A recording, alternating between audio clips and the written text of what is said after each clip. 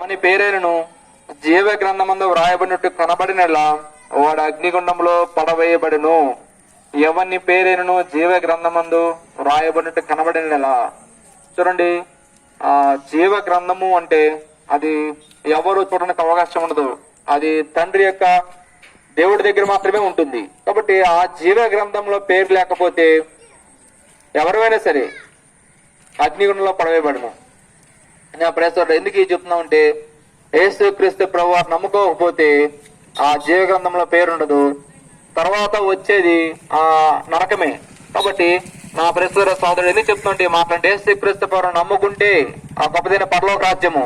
అందుకనే యేసుక్రీస్తు ప్రభువారు భూమి మీదకి వచ్చింది కూడా ఎందుకంటే ఆయన ఆ గొప్పదైన పరలోక రాజ్యానికి వాసులు చేయాలని, ఆ గొప్పదైన పరలోక రాజ్యాన్ని నీకు నాకు ఇవ్వాలని యేసుక్రీస్తు ప్రభువారు భూమి మీదకి వస్తూ వచ్చాడు. అందుకనే ఆ జీవ గ్రంథములు తెరిచినప్పుడు నీ పేరు నా పేరు కనపడకపోతే గొప్పదే నరకంలోకి వెళ్ళిపోతాం. నా పేరు సోదరు. కాబట్టి ఆ నరకాన్ని నుంచి తప్పించబడాలని